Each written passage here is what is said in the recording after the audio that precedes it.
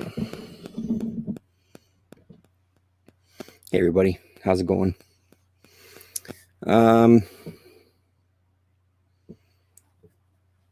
Yeah, so it's me. It's Comic Crack. I was thinking, I follow a bunch of people on Twitter, and one of the guys I follow, well, there's a few guys that I follow that buy collections and sell off things and build runs and are kind of dealers. And one of them gets a lot of collections, and he'll post Underground Comix that he's got through these kind of bulk purchases or these collection purchases, and he'll show off some stuff in there. Always really cool. He's got a pretty wide variety of books that he talks about or posts, at least. Mainstream, indie, underground, that sort of thing. And ETA Nick this weekend, he had a first in a series of videos where he's talking to collectors. And the first person that he talked to was a UK collector who talked about slabs and American style comics, but also spoke about UK comics like 2000 AD, etc., and showed off some issues. Like he's got he's got a bunch of 2000 AD, but he showed off issues number 1 and 2. So number 2 with the first appearance of Judge Dredd. And Nick had said that this is going to be something that he was going to do semi-regularly. So I threw my name in the hat if he ever wants to talk to somebody about Undergrounds. I was his guy. So I was watching some videos and just looking through the boxes of Undergrounds, as you do when you're surrounded with boxes and boxes of comics. Sometimes you start pulling boxes off the shelf and having a look through things. So I thought, I don't know, I thought I'd put this on camera.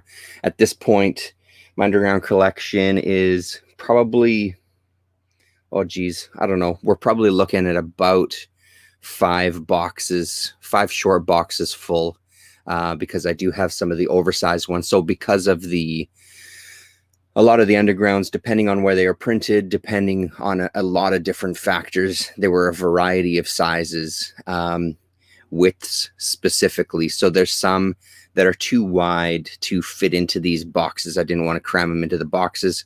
So instead I put them in those silver things hanging on the wall. And then there's some over there as well too. So we're probably looking at about 5 short boxes worth that I've really dug into over the last number of years. I was fortunate enough to find some very, very cheap lots on eBay, like incredibly cheap. There was one gigantic lot where I think this was including shipping, probably about just under $2.50 per comic, which was a fantastic score. It was a huge box. If you go back into my archives, I'm sure that video is still there somewhere. So in kind of talking about Undergrounds as we will, I don't know how often I'll do this. You know me, I do like talking to a camera. One of the things that I'll try to highlight each video as well is a book on Underground Comix, whether that's history like this. We'll have a look at the price guide. There's a couple of other bigger kind of volumes sort of are based around the history of the Underground. So this was the first one that I pulled off the shelf by Mark James Estrin, A History of Underground Comics. I'm not sure which printing this is. This is the 20th anniversary edition. Here is what it says on the side, if that's going to show up. And I mean, like any historical document, it just runs through the history of the Undergrounds, how they came about, who the big creators were, things that came up during the Underground scene, and then kind of the end of it. I think it goes into, no, maybe it's not this one. I think there's I thought it was this one that kind of led into, what was the late 80s, early 90s independent scene. But yeah, no, it doesn't look like this one. So in it, you get a bunch of history. You get a ton of sample strips. You get a ton of sample art. You do get some photos of creators as well, too, here and there. We're looking at what?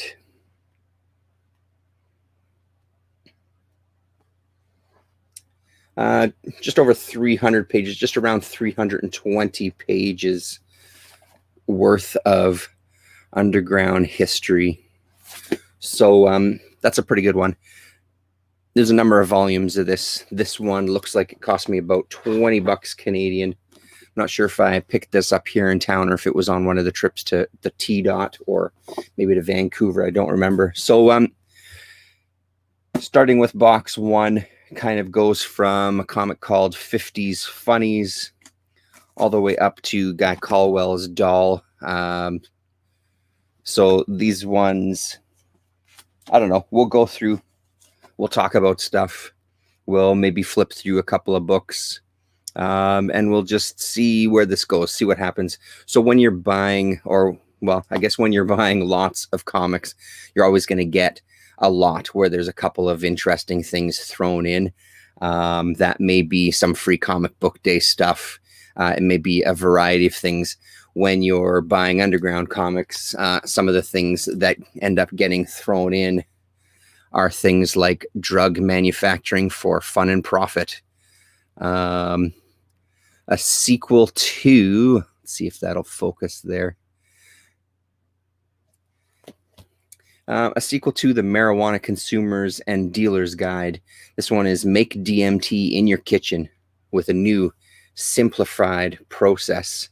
It was $1 when it came up, produced by Stone Kingdom Syndicate. So these kind of like information pamphlets.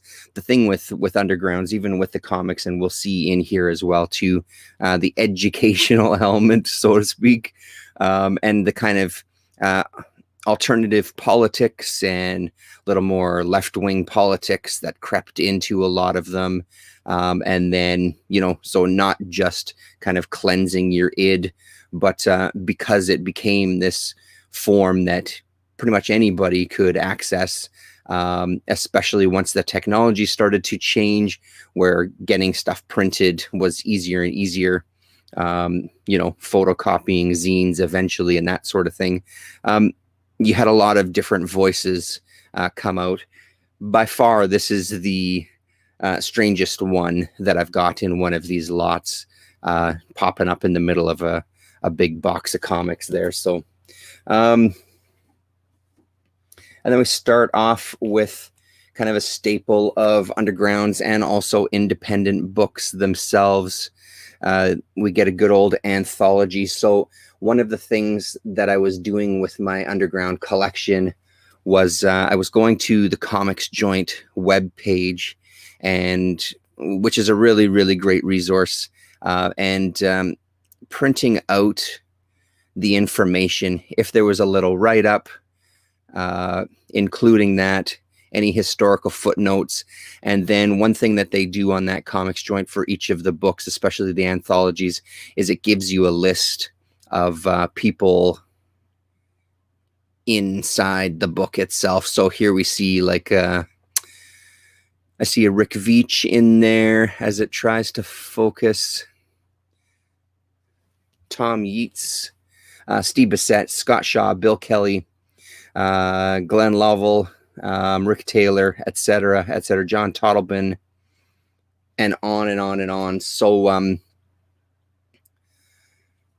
the write-ups on Comics Joint are always pretty great. He doesn't pull any punches with stuff. If the book works, he praises it. If it doesn't work, he also says that. So William Stout provides a great cover for 50s Funnies, and the stories inside try to live up to it, but don't quite make it. Maybe there were too many cooks stirring up this bland soup, but the writing is rather flat in places. There are certainly highlights to be found, but not enough. So there you go. Hey, no sweat. I'll pull out before I shoot. So if you do happen to get pregnant and you want some information, you can go to Abortion Eve. No information on the back of this one. Looks like I picked it up in 2016. Looks like a first printing. So basically, as it says on the front, a discussion about the legality of abortion, what to expect during an abortion, head trips before and after, and much, much more. So the entire comic is one of the characters is pregnant and is considering getting an abortion, and it just walks through the whole process as she kind of discusses it with friends and medical professionals, and just kind of comes to terms with whether or not she wants to have an abortion. So, I mean, again, when we're talking about stuff that was created to, as educational, this is a prime example of it, especially something that's to this day a hot topic. So there you go, Abortion Eve. I see a couple people in the chat. If anybody wants to see the inside of any book specifically, please feel free to shout it out in the chat. The Adventures of Crystal Knight. So the other thing that happens with a lot of these undergrounds is one of the things that I like.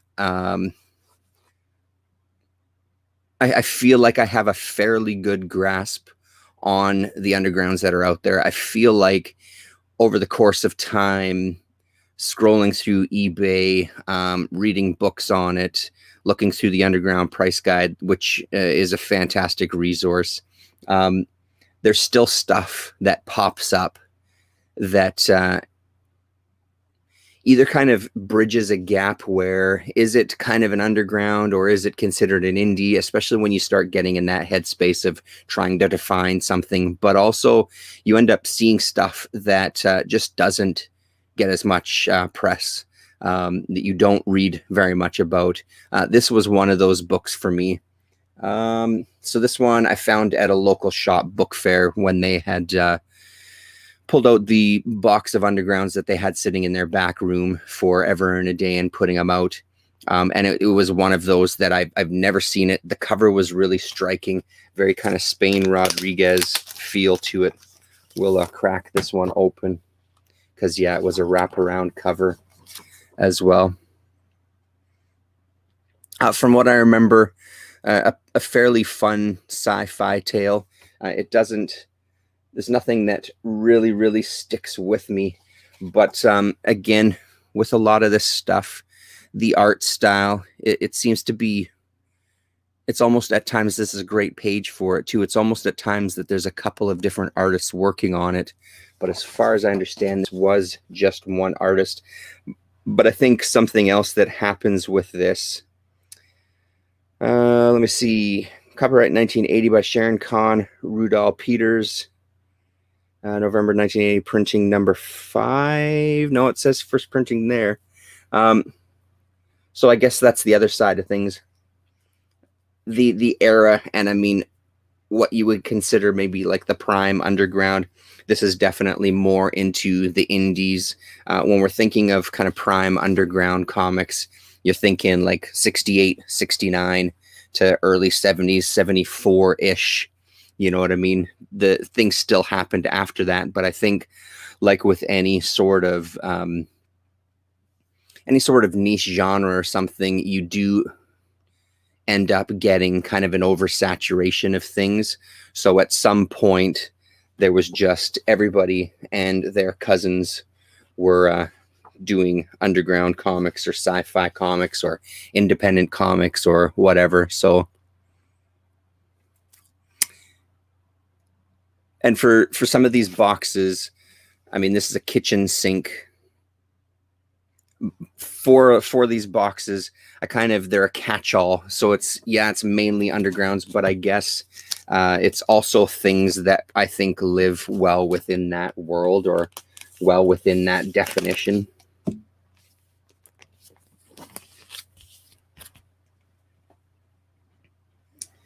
And you can't have undergrounds without talking Freak Brothers, and in this case, Fat Freddy's Cat, in this smaller kind of like ash can presentation.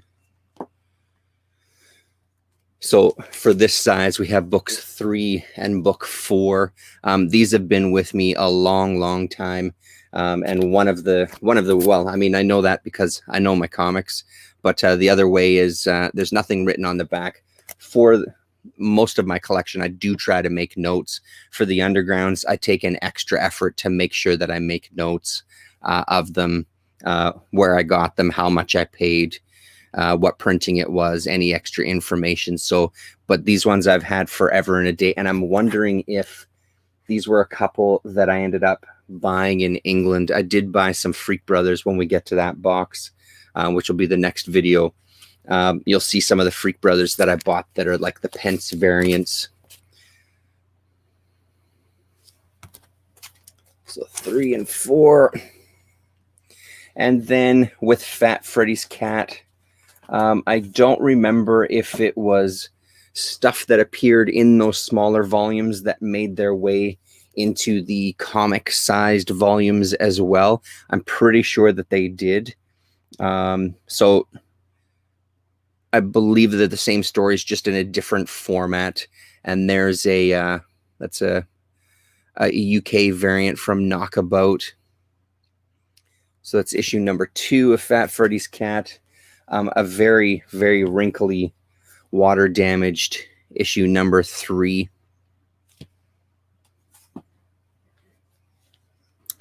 Number 4. And this is the other one that's been with me the longest, book 6.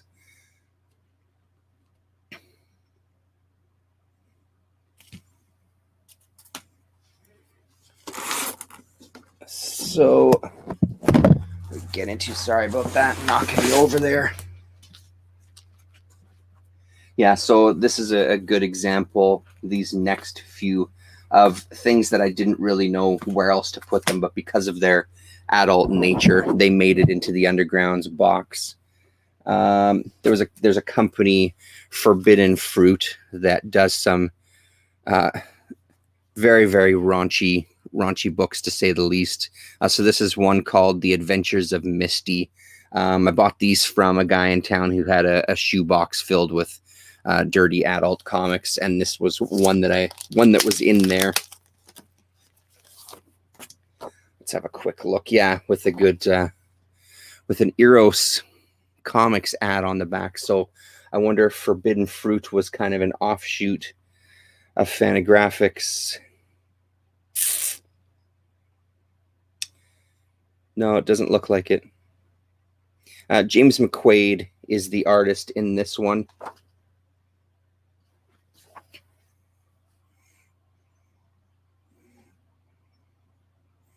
Great kind of hippie 60s vibe to some of this art for sure. It looks a lot tamer than the other ones that were in that box.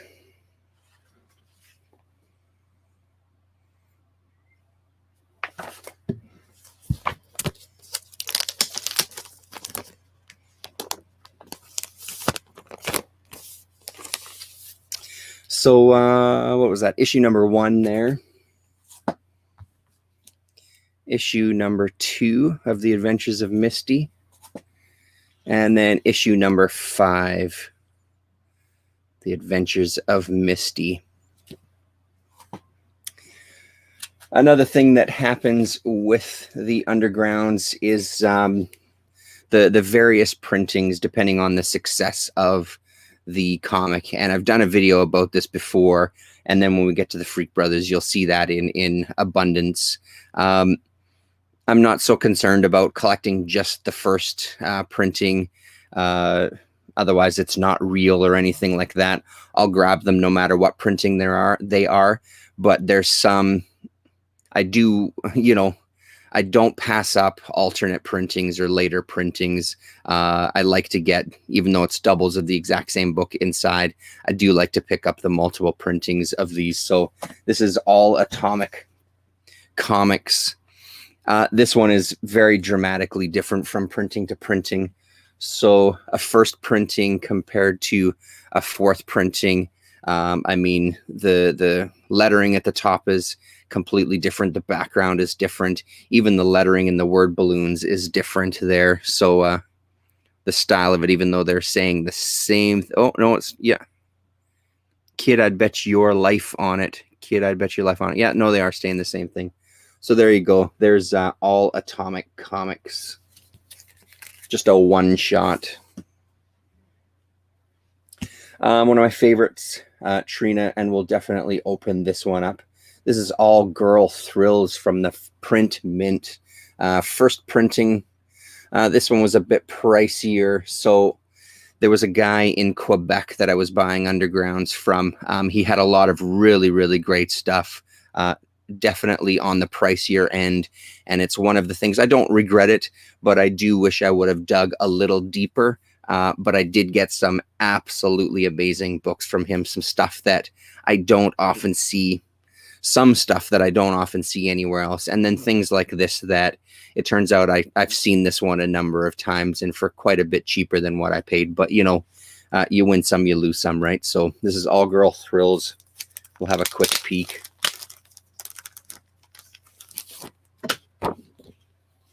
Oh, yeah. Seem to have something stuck in the old beard hair there. Beautiful. So this one has a crease down the middle.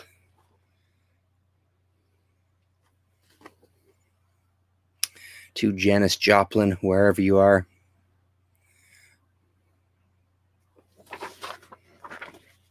Don't know if this was just Trina. Oh, no, definitely not just Trina. Looking in there. It's hit and miss with the credits at times with some of these.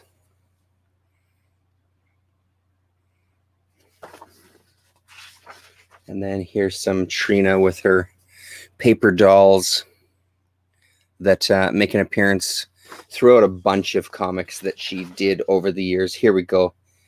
Fatima and the Lion. Beautiful.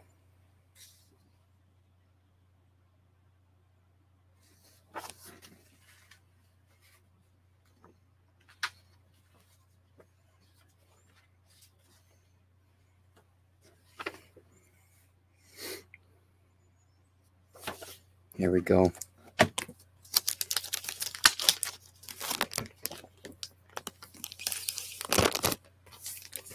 One of the, maybe not more unique, but one that struck my interest early on. There was a series called All New Underground Comics, where it was people who, I believe, people who didn't have anything published previously would get a shot at showing off their work in a comic. I can't remember if all of them were. No, I don't think so. Let me just double check. There was a couple of issues where it was two creators and kind of like in a flip book format. Yeah, no, this is not one of them. So this is Armageddon #1, Barney Steele and Last Gasp, worldwide, rights reserved, blah, blah, blah. Any year on here? No. So All New Underground Comics with a story called Armageddon that then went on to get to finish off with, looks like 2 more issues. So turned into a 3-issue miniseries. Really, really great. Gods and devils and different universes and creation and just hippie insanity.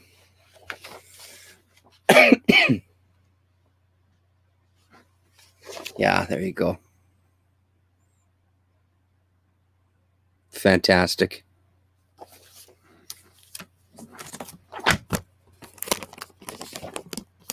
So issue #1 fell under the All New Underground Comics label, and then issue 2 and 3 were just Armageddon. So there's issue #2.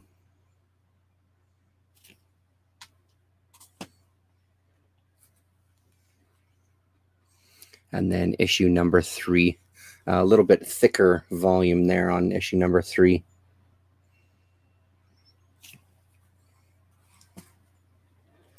And then continuing on with the all-new Underground Comix, this is issue number 2. One side was Hot Crackers. I believe this was one of the flip ones. Something Laughs, or maybe on the other side. Oh no, I'm wrong again. Hot Crackers all the way through. There's the back cover there. The one and only.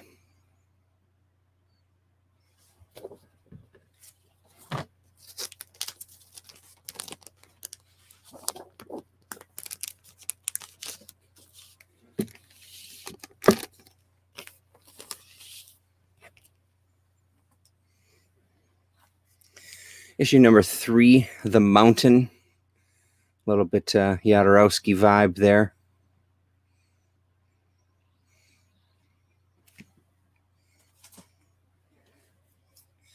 Number 4, Big League Laughs.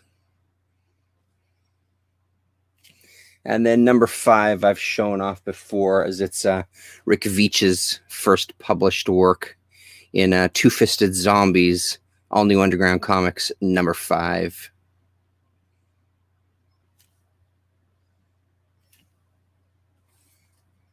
Yeah, you gotta love those eBay lots. So one of the things that I'm not seeing anymore, I don't dig as much as I used to on eBay, but the odd time that I do search for stuff, I don't see many substantial lots on eBay anymore.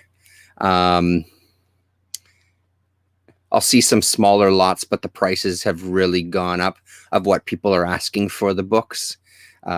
You know, and as everybody's well aware, just because you're asking for a certain price doesn't mean that that's what it's worth by any stretch. So this is American Flyer Funnies, and I believe this is issue number 1. Condemned by the Comics Crud Atrocity.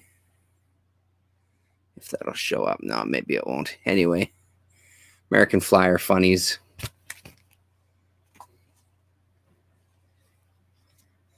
American Flyer. Oh, there's one that can go into the Eros box. It's in the wrong spot.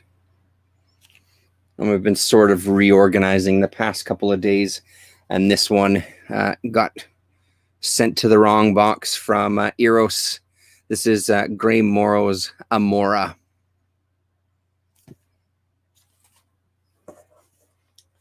Another one with a couple of different printings. Looks like a first and second printing from the Anarchy Comics anthology, which lasted a few issues. It's Anarchy Comics number 1, first printing and second printing. And sometimes when you're getting books like this, again, it's some things that we've talked about in the past. One of the only discerning differences is that price. From $1 for the first printing and $1.25 for the second printing.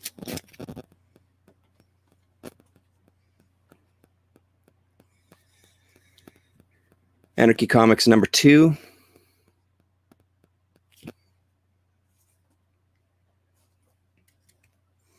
And Anarchy Comics number 3.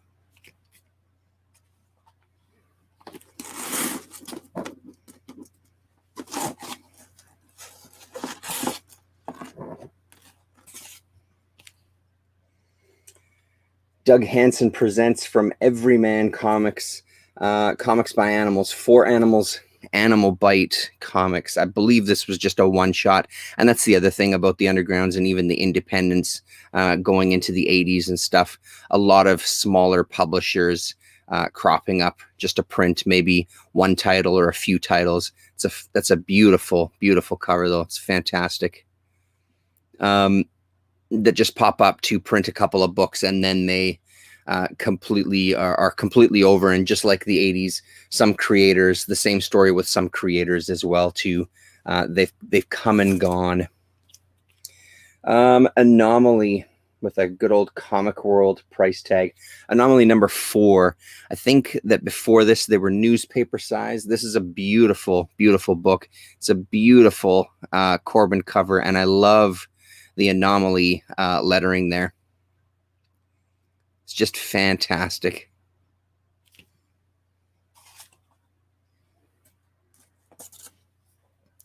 Another one we've spoken about on this channel, and I think it was Gore Vidal that sent me a link to a documentary on YouTube about this armadillo collective in Texas there of creators. And so this is Armadillo Comix number 2.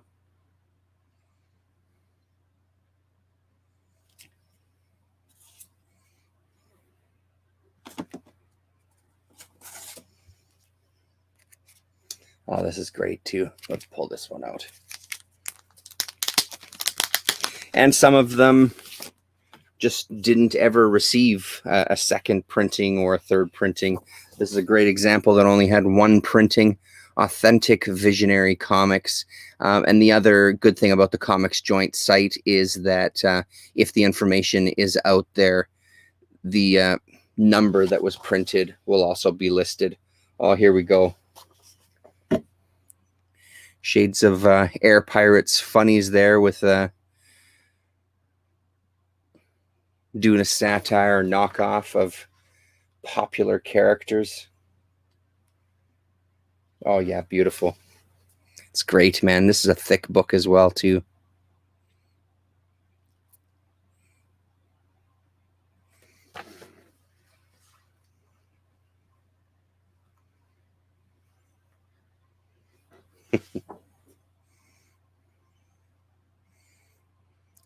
Little Von Bode looking character there.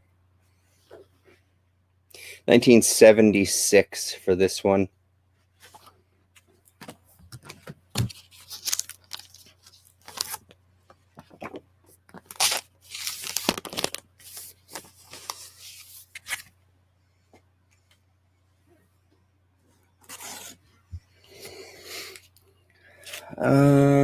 What did I do with that? Oh, it's fine. It's in the pile probably. A lot of that classic steel really auto be recycled from Last Gasp. What you ought to know about auto salvage. With the $1.25 price sticker slapped on the front there.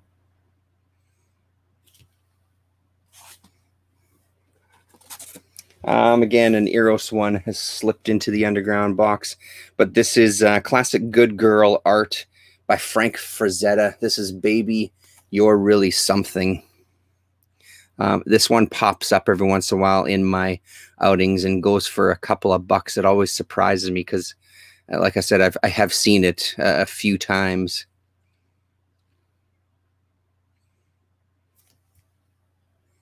Actually, let's put that one down there so it can go into the Eros box. A few trucker type comics. And this is the first of a few that we'll see.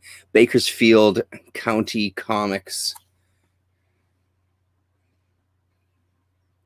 Kind of great looking cover there too. Truck looks just fucked up and mangled and sort of half in perspective and half not. Love it. This was one from 2017, the huge lot off of eBay, $2.33 an issue.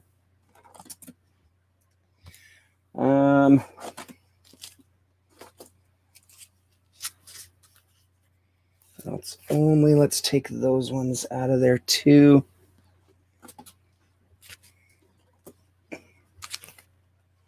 Oh, is it the same? Looks like first printings, both of them possibly. Yeah, one's just in a little bit better condition.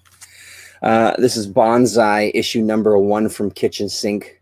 King Deitch, Beck, and Roger Brand. I'm blanking on Beck's first name. Joel Beck, of course, Joel Beck. Joel Beck with, I think there's an infamous story in here about a comic convention. Yeah, the Great Comic Book Conspiracy. And then the Roger Brand piece. Roger Brand had a really great style as well too. Look at those colors on the guy's face, and really great. So that's Bonsai issue number 1. 2 copies of it, both the same price. One has a note, the other one doesn't. So have to maybe look into that a little deeper to see what the story is. Sometimes with the Undergrounds, there'll be something specific, either something changed on the inside front cover, even if they do have the same price tag, some sort of change to the comic itself that's not always apparent right out of the gate to show that it's a different printing. Barbarian Killer Funnies, the 75-cent price tag.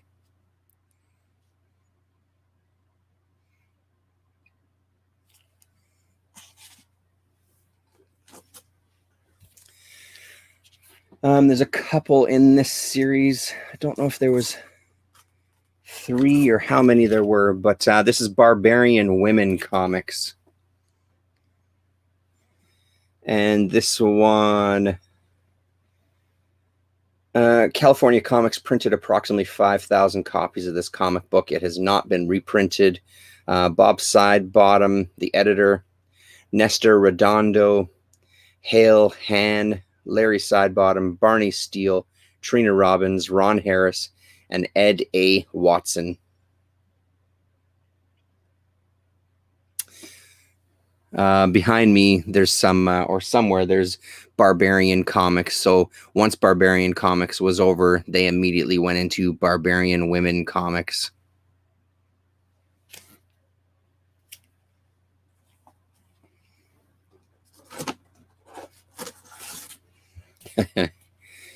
Yeah, beautiful.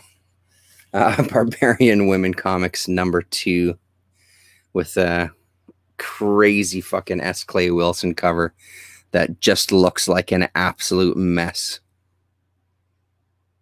Ridiculously good.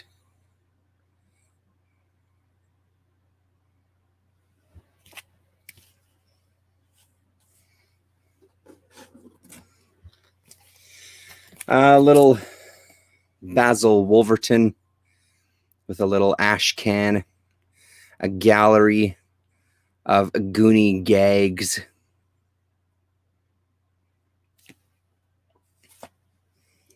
More S. Clay Wilson with a comic called Bent. Yeah. There we go. That's sort of focusing there. Clud. Great, great, great.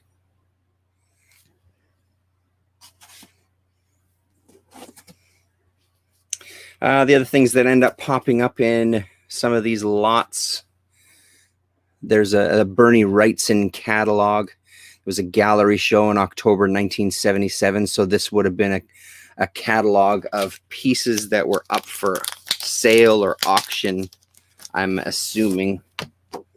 Let's have a little, oh wow, this is in fucking beautiful condition, man.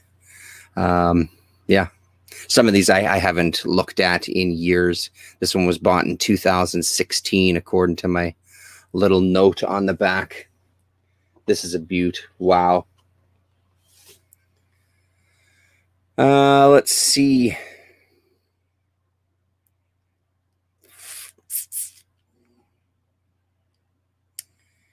Bernie Wrightson exhibition, the New York Comic Arts Gallery, October 1977. Some limited edition posters. Some that are hand colored by Wrightson. A series of 10 signed and numbered limited edition posters will be done on commission. Wow. And there we go. There's a look inside there as I sit reading on a video and not showing you anything. Oh, yeah.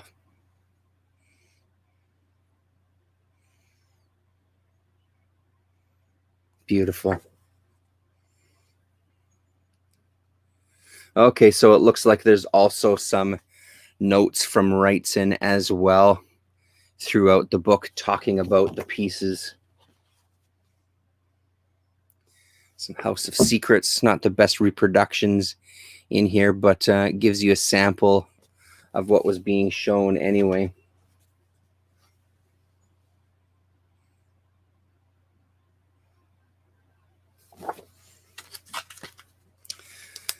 This one will definitely be a longer video. We're about halfway through the box at this point.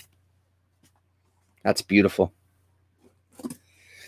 Big Apple Comics. Some mainstream DC peeps dipped their toes into creating an underground, and this was that comic, Big Apple.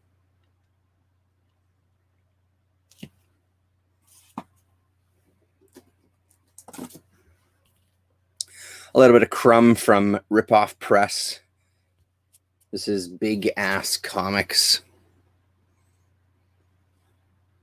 I can't remember where I heard. Might have been on a Van Sciver interview, but I don't remember exactly. But Ripoff Press was the stuff that, when I was first discovering all the undergrounds, like way long time ago, Ripoff Press seemed to be one of the ones that really stood out to me at that time, and seemed to be all over the place. Even though I'm sure Kitchen Sink was as well. It's just Ripoff Press was the one that I gravitated towards. The Big Trucker.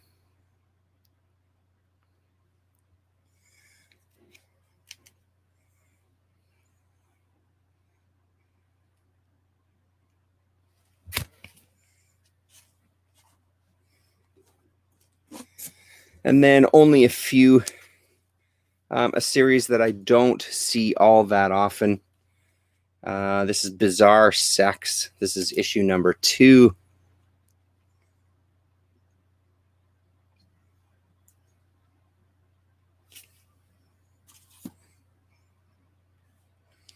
Issue number 3.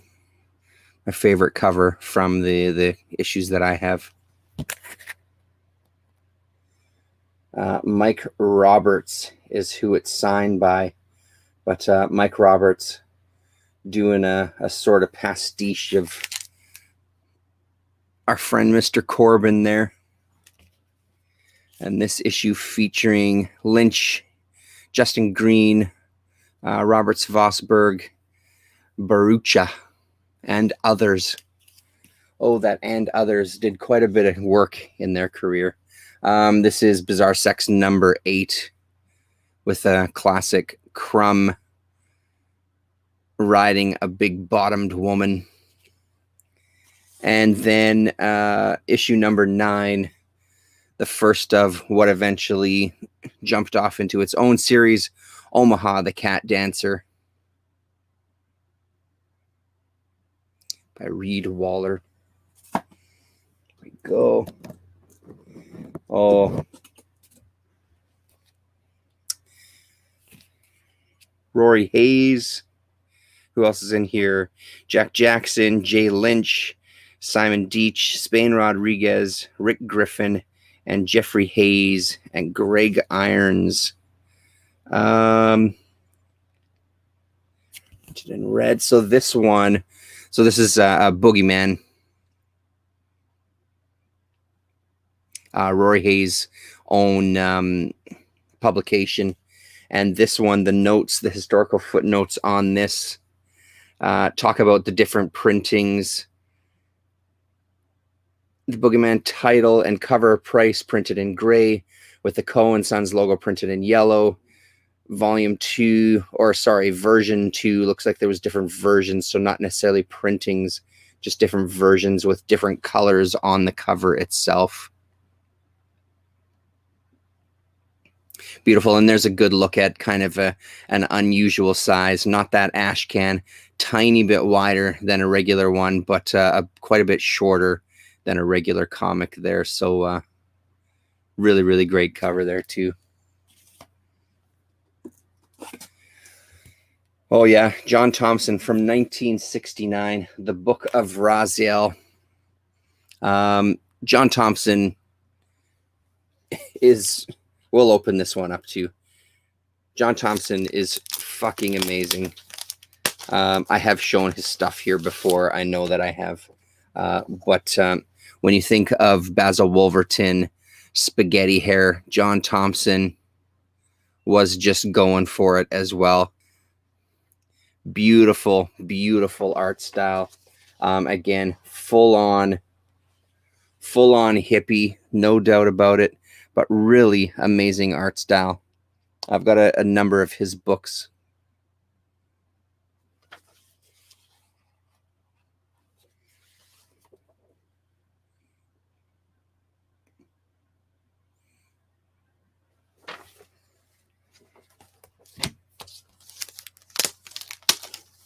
Published by the Print Mint.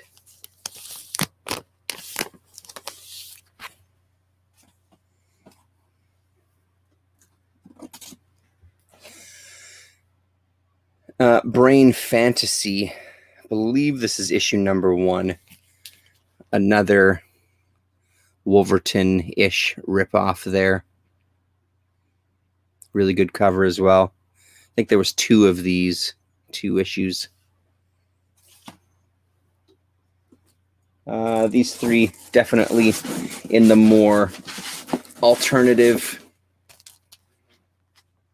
90s era anthologies. This is the anthology Buzz with some Richard Sala, with some Daniel Clowes, with some Jim Woodring, Drew Friedman, Jay Tompkins, Landman.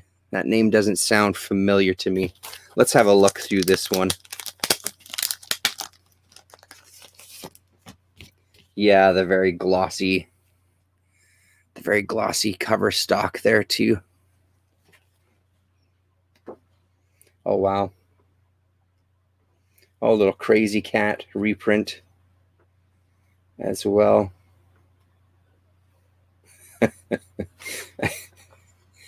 Trailer Trash. Mr. Tompkins.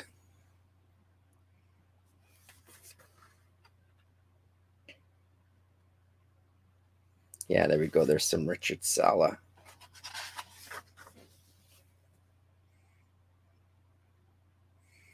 Beautiful.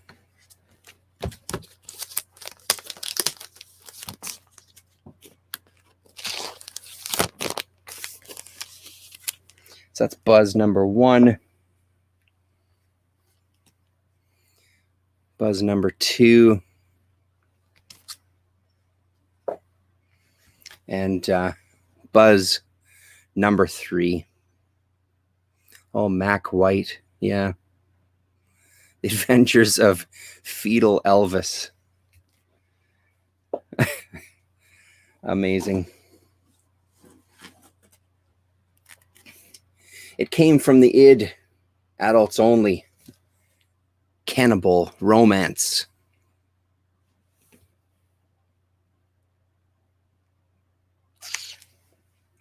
Can't quite read that signature there.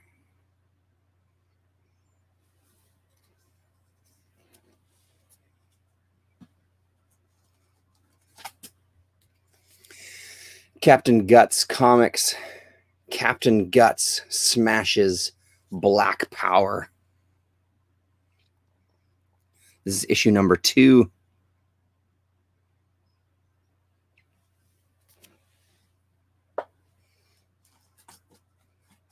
A few issues of The Complete Cheech Wizard from Ripoff Press.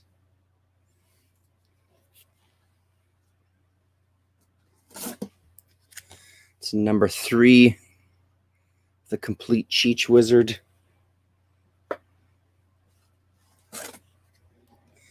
And number 4,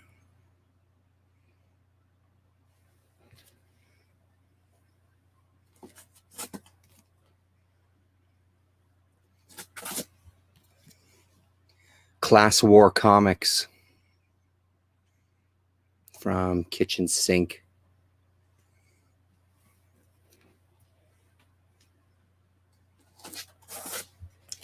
You know what? You love it. Rip Snorton Cocaine Comics. So that's the 75-cent cover version, and then there's the $1.50 cover version. So it was the first printing. This is a third printing. And then we have issue number 2.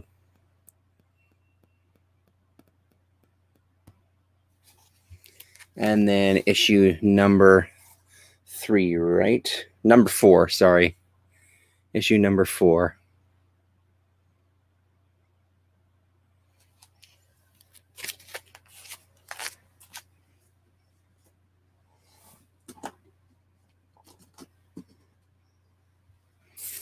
That one can go out of there. Last Gas Commies from Mars, the Red Planet. Number 2. Yeah, with John Pound cover there.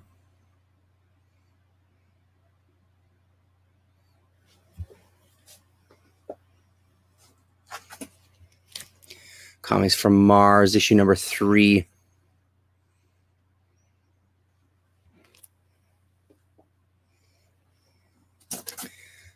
Lee Mars from Pudge, the Girl Blimp. This is Complete Fart and Other Body Emissions.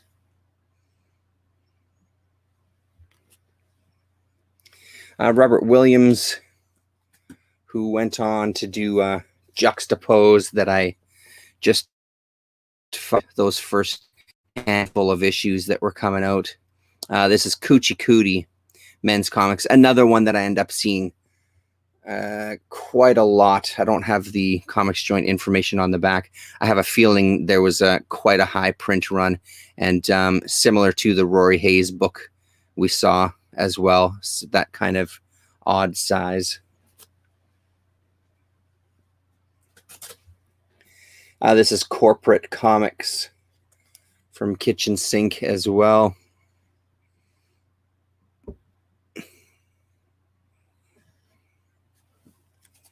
True Stories of Corporate Crime. Greg Irons, is that? Yeah. Greg Irons cover. And then again, in the world of What the Hell Happened To, this is Whatever the Hell Happened To Big Muddy Comics, because they just put out Cosmic Capers, I think. And it's a hell of a cover, man. Looks like some Sharpie coloring going on there. Sharpie art.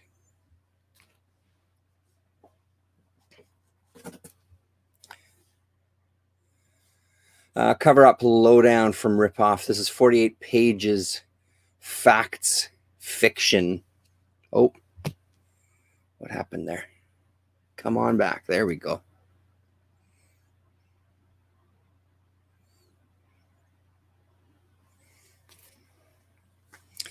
We won't go through the Death Rattle. We'll just have a quick look. This is the first volume. I personally think all of the volumes are worth getting. They're all pretty fun.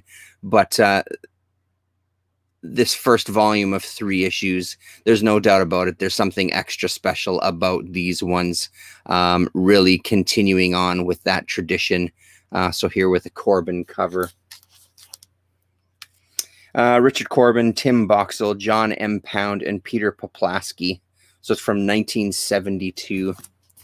And then here's issue number 2.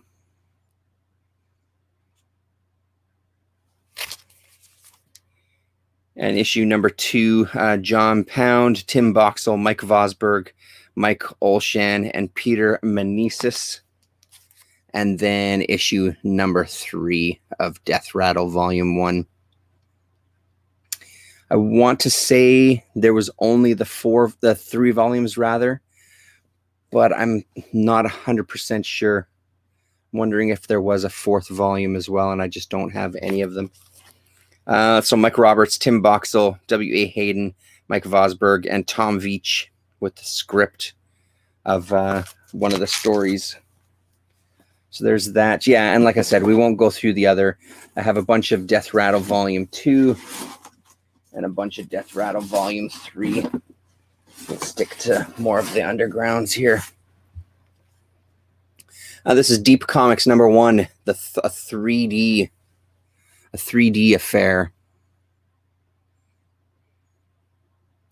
3-dimensional. Let's put these over there. Theodore, is it Theodore Geiser? This is Demented Pervert. Insane artist. Oh, Geiser, Geiser.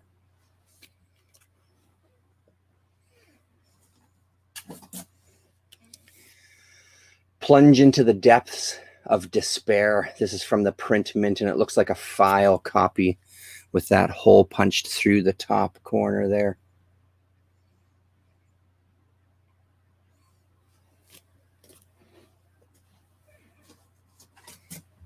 Deviant Slice. This cover made it into the collective agreement course that I did for the union office. Greg Irons filled up the course with images from underground comic artists throughout the entire course of however many slides it is, 50-something slides. Aileen and Bob's Dirty Laundry Comics.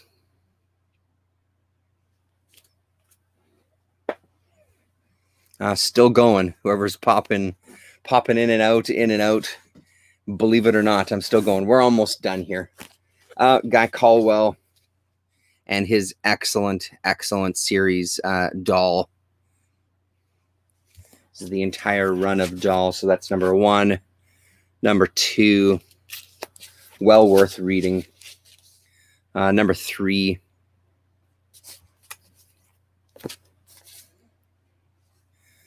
#4.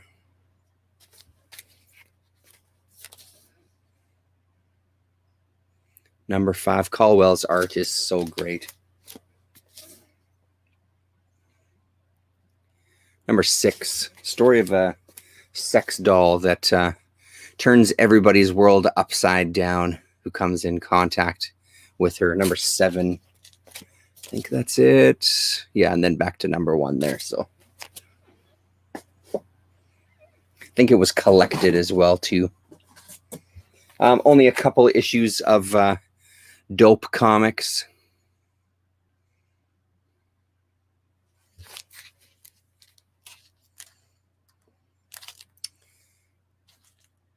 And then G-Don, how's it going, man? 8-Ball, I just put it back in the boxes the other day. I was following along. The Kayfabe guys were looking at a Klaus art book, and there were some pages from 8-Ball. So I was following along with the show, and I just put them away in some boxes. They won't be in the undergrounds. So there's Dope Comics #2, and then Dope Comics #3.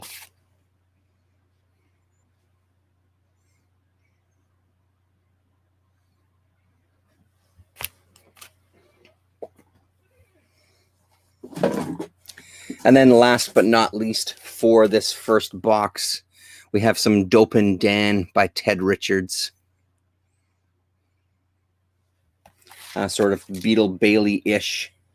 So here we have the first printing with a 50-cent cover, and second printing with a $1 cover. And then this one that looks like someone traced the entire thing. Yeah. The new revised edition. Another Doping Dan.